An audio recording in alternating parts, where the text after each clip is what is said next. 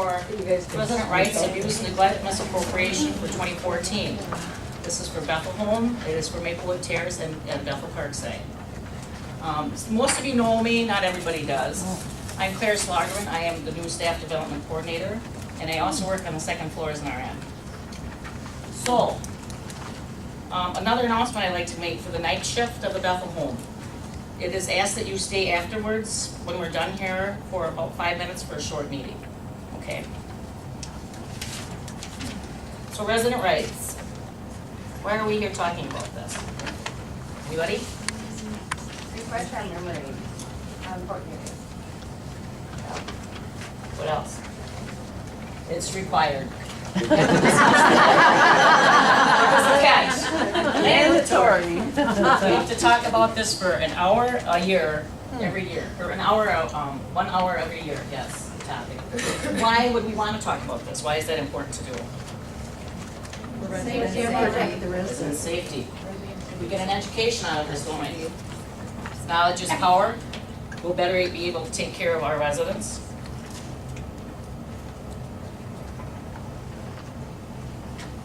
So when we talk about resident rights,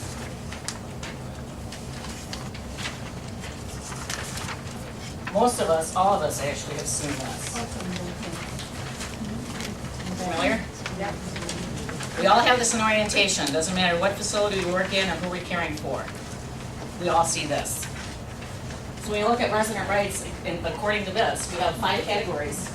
We have dignity, privacy, self-determination, access, and of course grievances. So when we look through the most important points of this, what do we see about dignity? What do we know about dignity? What's their right? Free from humiliation, harassment, threats, abuse, restraints, can't restrain, isolation, or punishment. So then we look next at privacy. What are some things we can do to honor their privacy? Anybody? Knock on the door. What else can we do? Close the blinds, very good. Close those curtains. Close the doors. What else can we do for them? What other things are privacy issues? Keep them covered. Keep them covered, absolutely. How about their contacts and their communications? Pardon? I said watch who you're talking to and what you're saying. Very good, excellent. Watch your conversation, what you're saying, and where you're at. Absolutely. They also have, in privacy, they have that right to room with their spouse. They have the right to the access to their healthcare information. They have a right for their healthcare information to be confidential. So then we go into self-determination. Make choices about their life in the facility. Very, very important, isn't it? So what kind of choices are we gonna let them make? Who would they get out of that? Their doctor. What they wear. That should be, what to wear, absolutely. How about their day-to-day activities? Yeah. How about beliefs, interests, plan of care? Are they gonna have something to do with their plan of care? Absolutely, absolutely, and their family. Choice of provider, medications, whether they take them or don't take them, unless they're court ordered, okay? Then when you're looking through this, access, this point is 2 pages. This is really a lot. They have a lot of information and a lot of things that they have a right to be privy to according to their resident rights. So they have the right to see that state survey, which, where's the state survey? Where is it? There's the station. The state survey. Front desk. It is at the front lobby, the main lobby when you come in. And that's the only place you'll find that. We have to all know that that's where it's at. Maplewood and Parkside, you don't have that state survey. That's a Bethel Home question there. So then also with accesses, they have a right to information, don't they? Anything that pertains to their admission, personal possessions, we can't tell them they can't bring things that are reasonable. They have a right to participate. That includes that resident council too. That's a very big voice for our residents in Bethel Home. Okay. Then we have grievances. There's the word ombudsman. Who can tell me what that is? What's the definition of an ombudsman? He's a contact person between the residents and the state. A voice for the residents. What does it mean to our residents? Beth? He's a voice. He's an advocate or a helper, isn't he? So do we have to have an ombudsman? Yes. Federal and state mandated position. That's right. At Bethel Home. Maplewood and Parkside, you don't have that. What's the ombudsman's requirements himself. Well, we have a volunteer. Who does he have We to do. be? We have Mike as our Who volunteer. does he have to be? I mean, what's his, education? You know, I'm not certain. They're, state employees, so He's not employed, he's a volunteer, but. Mike is a volunteer, Right. correct? Right, Mike's the volunteer that works through. Then we the have Jenny state. Bielefeld. Do we have a social worker here? Do you know what their exact educational requirements are? I guess I've never been asked that. I'm sure They go there- through some training. Yeah, there is training, oh, absolutely. And it's a federal and state position, so being mandated, it's extreme training to be thoroughly trained, so. Mike is our volunteer ombudsman, he's a big guy, cowboy hat, brings a big dog in. Any of you maybe have seen him. And then Jenny, Bielefeld, she would be our paid ombudsman. We haven't seen much of her, I don't think I have ever seen her. Have you seen her, Pete? You ever met her? Once? Okay. So this information, when we talk about ombudsman, we know the resident can contact them, but the family can. And here, any staff member or any person concerned about a resident care, so that's everybody in this room. Everybody can contact that ombudsman, so that's pretty important information. So this information too is posted, and we're required to know where this information's at. Who can tell me where it's at? On the bulletin board. C wings on top and bottom floor. It's also in the social worker's office. It's also in the main lobby when we come in again, in the actual entryway. The state survey is inside, but this is in the actual entryway. So we have any more questions about the ombudsman? Okay, moving along, it's getting warm. So now, everybody has this. This is one of the sheets you picked up. This is two-sided. So the first side is we have federal misconduct, simplified definitions. Second is an example of resident rights. Okay? So when we look at federal misconduct, simplified definitions, what this is, this actually came from the state of Wisconsin. This is their form. They wanted to make it simple for us to understand and to differentiate between these categories of misconduct. Okay? So you have abuse, neglect, and misappropriation. It tells us abuse is an intentional act that contradicts the healthcare facility's policies, procedures, and is not part of the care plan, and is meant to cause harm.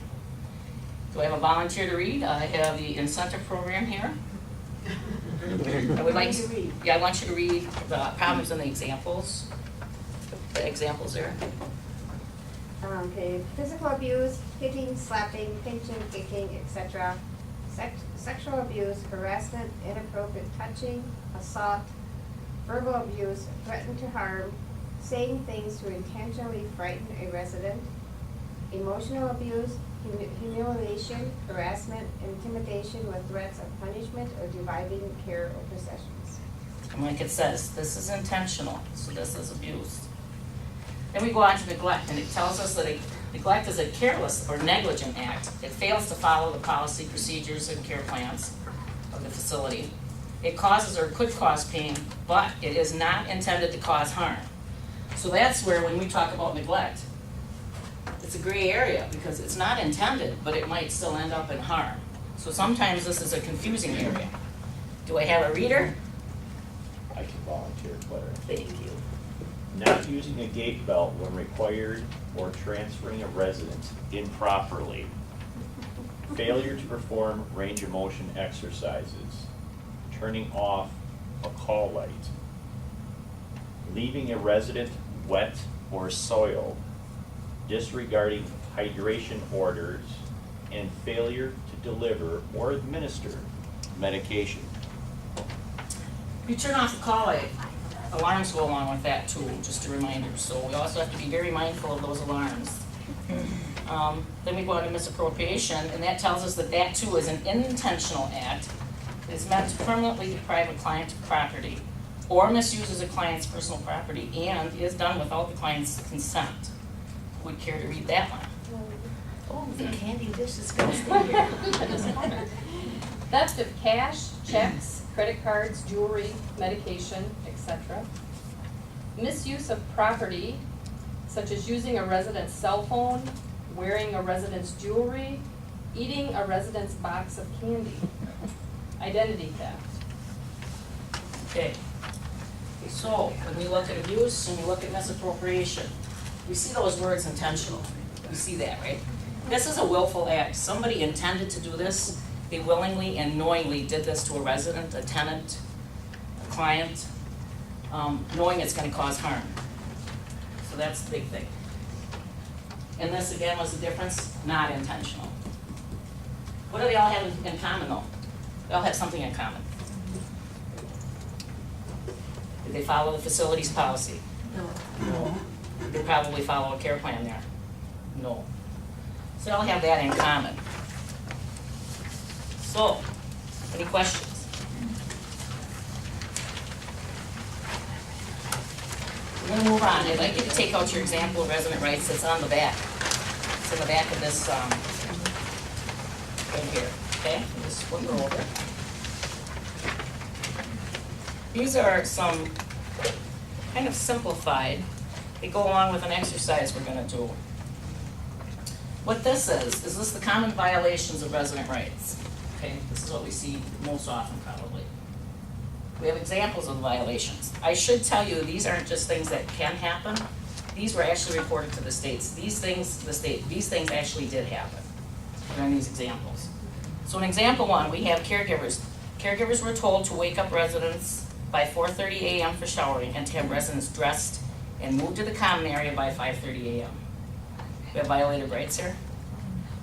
Okay, so if we look at our list and we know our definitions, what are we thinking was violation here for rights?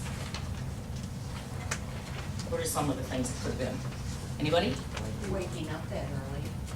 Did they choose to wake up that early? No. So did they have a right in their say? Did they have self-discrimination? Probably not. No. No, they did not. It says caregivers were told. It didn't say residents were asked. Right? Is there a dignity issue? You want your covers pulled off at 4:30 in the morning? Want to be dragged out of bed? How about neglect? If they're toileted around 5 o'clock, we eat breakfast 7:30. So now they're sitting and maybe they want something to drink, or they're probably gonna get it at that time of day. We're getting people up. The floors are busy. Maybe they need to go to the bathroom. Are they gonna be sitting in a wet brief? So there you have skin issues. So there you can get into negligence too with this, in this kind of a situation. So not the best thing for the residents, is it? Who'd like to read example 2? Staff placed a resident in a mechanical lift chair in reclined position and then unplugged the chair to keep the resident from getting up on her own. The resident was found on the floor in front of the chair, head injuries, subdural and intracranial hemorrhages requiring 2 weeks in the hospital. A whole lot wrong with this, isn't there? What's wrong for starters? Physical restraint. Unplugging. Cannot be restrained. And they unplugged it on purpose, it said, in a reclined position to keep the resident from getting up on her own. Was the call light? So you didn't have self-determination, did she? Did she choose to be in that position? Call light. Was she in a safe environment? No. No. She was neglected. She was injured.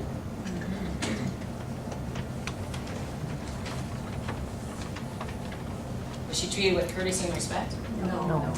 Not at all. Okay. So not a good situation. Example 3. Example 3. You can read. Come on. Thank you. An elderly resident with congestive heart failure and diabetes received an incorrect dose of insulin 30 times in a 3-month period. The incorrect type of insulin was administered 24 times in the same equivalent period. Not good. Not good. And like I said, this actually happened. This isn't a scenario that could have happened. This did happen. Okay? So when we're looking at our list and we're thinking resident rights, what are we thinking is wrong with this? A lot. There is a lot wrong with it, absolutely. What do we know about medications? What does it tell us in point 8 and 9 here? Anybody? They have a right to receive that medication as prescribed and in the correct dose, and at the correct time. And as nurses, we have our 5 rights of medication. That went right out the window, didn't it? Yeah. How about safety? Is this safe for a diabetic to have this going on? No. They weren't safe, were they? Was there negligence? Yes. Maybe not intentional, but certainly this happened.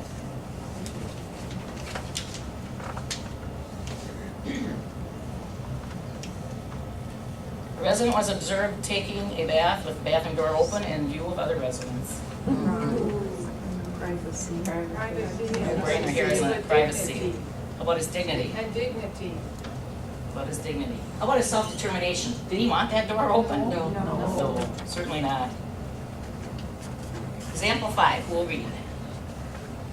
Come on, don't all volunteer at once. Thank you, Deb. A resident with dementia was found on the sidewalk outside the facility, pulseless and not breathing. Emergency personnel initiated life-saving efforts and transferred the resident to the hospital where the resident was pronounced dead. This really happened. What they aren't telling you here is this particular resident, it was 30 degrees outside. He had grippy socks on and a cotton shirt and nothing else for protection or clothing. He actually died of hypothermia. Okay. So what's wrong with this? Serious outcome. Seriously bad outcome. Pardon? Safe environment. Safe environment, exactly, absolutely. He was not kept safe. Was there any negligence involved in this? This is where you can look at some of those gray areas. The CNA thought the hallway was hot and propped the door open, and this gentleman got outside. That's negligence. People might want to say it's abuse because of the way it ended up, but it's negligence in that they propped the door open, but did they intend for him to go outside and get hurt and die? No. So that's where you get that gray thing with, has to be an intentional act, okay?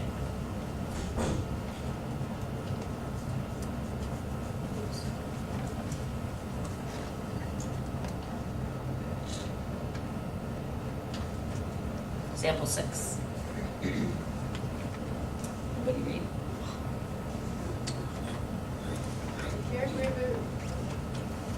A caregiver witnessed a co-worker slipping a resident's narcotic pain medication into her pocket. Another caregiver witnessed the same co-worker putting a resident's medication in her own mouth during a medication pass. The incidents were reported to the manager, but no investigation was conducted, and the co-worker remained on the work schedule assigned to administer medications. Too bad, huh? Would you like to have been that resident? How about the coworker in the reporting? Okay, so, Pete, what's wrong with this situation? We've got a staff member with a lot of arthritic pain. No,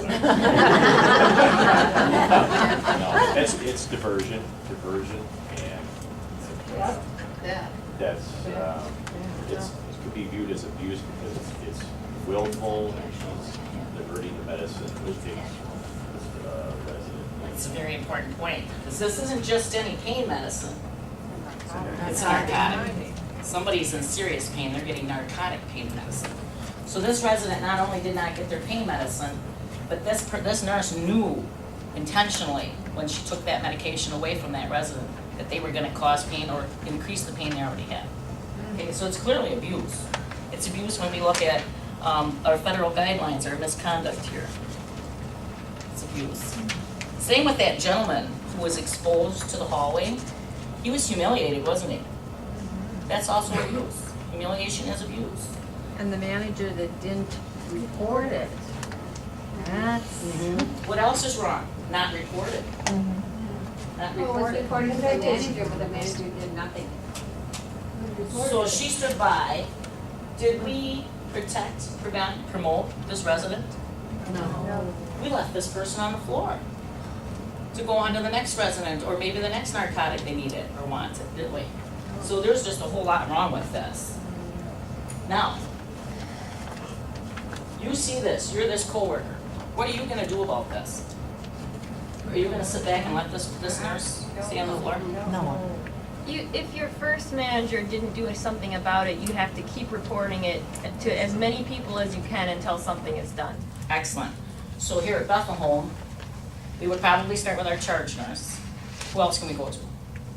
Robin reported it. Hannah, Maplewood Terrace, You can also go, you don't have the exact same chain we have, but you can go to your supervisors, absolutely. Bethel Parkside, absolutely. You don't stop. The key is you do not stop until somebody listens, okay? Last example. Care to read? These are true, mind you. A caregiver took a photo of an elderly female resident seated on a toilet and uploaded the photo to the caregiver's own social media page. The caregiver states she wanted her friends to see that she had it, What she was. what she had up to. No, What you have to put up with. I can't read, see? No, you're doing a great job, thank you, I appreciate it. Okay, this is one of the reasons, when I go to these conferences and stuff, what I find out is there's facilities out there that do not allow a cell phone or a personal electronic device of any kind inside the facility. This is why. That's humiliation. So this is clearly, it's actually abuse. This is abuse. That person is humiliated. They've been put all over the internet for everybody to see. So that's why when we say no cell phones and watch your contact and your conversations and your social contact, your media, you need to watch, because that is a clear, terrible violation of a person's privacy and the right to privacy and many other points in resident rights, okay? And it's taken very seriously. So this was very unfortunate. So what have we learned so far here? Okay, so we now know about resident rights, abuse, neglect, misappropriation. We know about the ombudsman for the ones that have a home. Okay, staff, so what do we know here? Say we see or hear something that's it's not quite right, but we're not sure. What are you gonna do? Report it. When in doubt, report it out, okay? Don't take a chance that something happened that should have been reported and it didn't happen, okay? Don't ever take that chance. We will do an internal investigation. You know, there's a lot of collecting and fact finding that would go on, so better to err on the side of caution. It's for those residents, okay? How soon are you gonna do it? Immediately, always immediately, okay? Here's our reporting chain. We also have the ombudsman, we have the state and the local law enforcement, okay? So any questions there? We have a lot of avenues, don't we? We have a lot of chances to protect our residents and each other as workers. You don't want to be that worker that's falsely accused either. So we have our protection with reporting too, okay? However, the federal government has decided that that is just not enough. So now we have another law. This is called the Elder Justice Act, okay? I didn't give you this handout because we're just going to kind of touch on this quick. What it says is, if you have reasonable suspicion that a crime has occurred against a resident or a person receiving care at this facility, federal law requires that you report your suspicion directly to both law enforcement and state survey agency. Now, it's important to know, this isn't saying that you have to do this, okay? This is just pretty much a fast track, another avenue for reporting.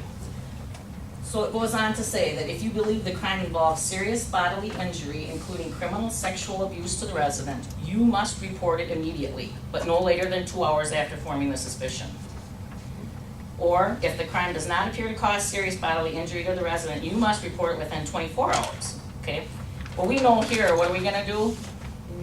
Immediately. So 2 hours and 24 hours don't mean a lot for us. This law is in effect for nursing homes, long-term care, so Maplewood and Parkside, you do not have this law as part of your regimen. You again, go to your supervisor, okay? So who has to report? This tells us all owners, operators, employees, managers, agents, or contractors, okay? Are there penalties to report? Yeah. Civil monetary penalty, and actually you can be excluded from participation in the federal healthcare programs. So there's pretty serious consequences if you do not report. If you do report, however, an individual or a group, even sometimes a group of individuals may report, there's no retaliation. Under this law, that is forbidden. If you were to report and say you're fired, you're harassed in any way, you can go straight to the state surveyors with your complaint. So there's an avenue there for protection. So how to report? At the bottom of this form, it will tell you that this is the number of the local police department, and this is the state quality assurance department, our state inspectors, okay? Question. Yes? You report to your supervisor, how do you know they did anything? Because I'm sure the You would be information interviewed. is confidential. You would be interviewed. If you come and you say, Deb, I saw so-and-so slap so-and-so. Well, if nobody ever comes back to you, you better start questioning quickly. And it should be a very quick and immediate, and you should be hearing something, because we need that investigation launched. We need that resident protected. But along that line, if you come in, if I say, I saw so-and-so get slapped, your next question should be, what did you do? Protect the residents. Protect the resident. Because that is always the very first thing you're gonna do is protect the resident. Then you're gonna go and report that. But that resident safety, that protect, prevent, promote will always be forefront, okay? So anyway, this now we have to know, because it's so important to the government, we also have to know where this piece is posted. So I can tell you, we only have to post this in one spot in the whole facility, but it is posted here, inside, through the doorway here in the educational library. And it's also posted by the employee time clock on the first floor, by the break room, okay? So there's a copy of it there. So that's just a fast track tool to do it. When we talk about reporting, why would it maybe be a better idea to report internally? What is the goal of reporting? Get action, solve the problem soon. And to get it soon. Yeah. And what kind of information do you want? Fast. Facts. And how soon do you want it? Soon as possible. So you want to collect the very best information you can as soon as possible from as many people as you can. So if you go this route and you go to the police department or you go to the state, are they in there right away? No. If somebody that's truly abusive and criminal has a day or so, can they try and cover their tracks? Sure. Can somebody forget the facts and details? Sure. Can a resident forget? Sure. They can. I mean, somebody with dementia, they might tell you right now this happened, but they're not gonna remember tomorrow. So it's very important that we collect everything right away. That is for their By benefit. tomorrow, they may be afraid to, because somebody says, don't say nothing or else. Well, and here's the other thing, absolutely, they can be intimidated. And then if you put yourself in a resident's shoes, you're in your home, something has happened, because this is their home. Something has happened and they're upset, and they've gone to tell somebody about it. Very good. They've been protected, everything's good, it's been reported. They work with these people, they live with these people, they know and trust us. But something happened, and thankfully they said something. Now you're in your home, and in comes a policeman or a state surveyor that you don't know from Adam. They're strangers, and they're coming to you to talk about a very delicate subject. You're upset. You think that's gonna go very well for them? Won't they be even more upset? And then if you go back once again to the goals of reporting, to protect and get the best information we can, probably not the best avenue to go to supersede an internal investigation. So I just want you to remember that I don't want people to be kind of panicky about this, because you don't have to do this. It's just the fast track, okay? Still better to go internally. Yeah. And here's the other thing too with an internal investigation. If we find something is wrong, are we just gonna go, oh well? No. Then you put it upon the agency, upon Hannah or whoever else is handling this investigation, and they are thorough investigations too, to themselves contact the law and the state, because as this says, they're obligated to do that if there's a crime, okay? So that's all taken care of that way. Clarice, I have a question Sure. for you. Where the door was left open and the resident died because of, that nurse, if it was a nurse, did she immediately lose her job and, have criminal actions or anything against her? There would be an immediate investigation and she'd be taken from the area until there was an outcome. I don't think they actually have to take their job. But then I guess it would depend on, Suspension until all the reporting is done. yeah, they wouldn't be taking care of anybody. That's like that nurse with the drugs. If that had been reported right away, she would not have been anywhere near a narcotic, a member, or a resident. So that's another thing, that's where that protection piece comes in. That need to absolutely be quick at this and report right away. If it doesn't hear right, it sound right or feel right, it's probably not right, okay? All right. So, I've been moving us along because it's so warm. Everybody has this.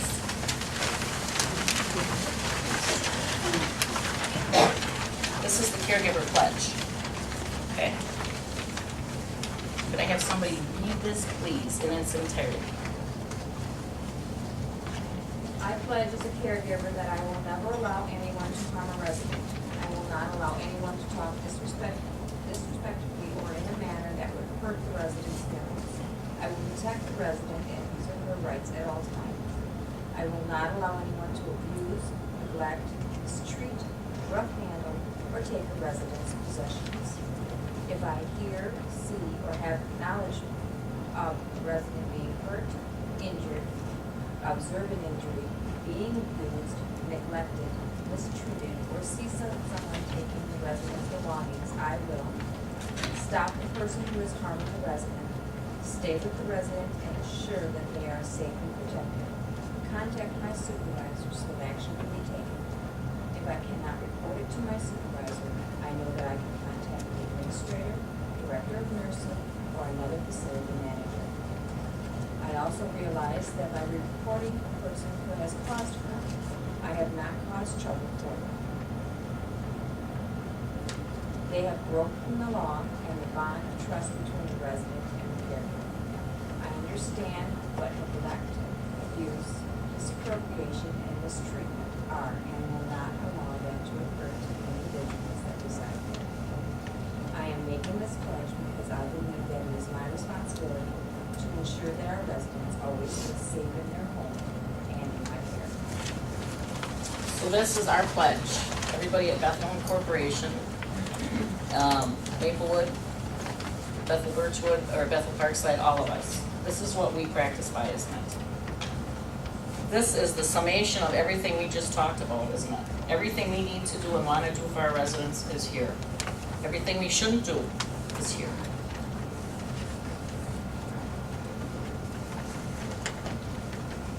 So, if you can sign this, print, sign, date, leave that out on the table there. Question? Pardon? I don't have one. There's more on the table, or I have one here. It's probably easy for you to take it out on the table. So this really is what it's all about for us, so isn't it? We all practice like this, and we daily challenge ourselves to hold this pledge up. Everything is gonna go pretty good for the people we care for, isn't it? Yeah. And these other issues, these abuse, neglect, misappropriations, are we gonna see that? No, probably not, no. So, I would like to thank everybody for coming. That concludes our training. Any questions at all?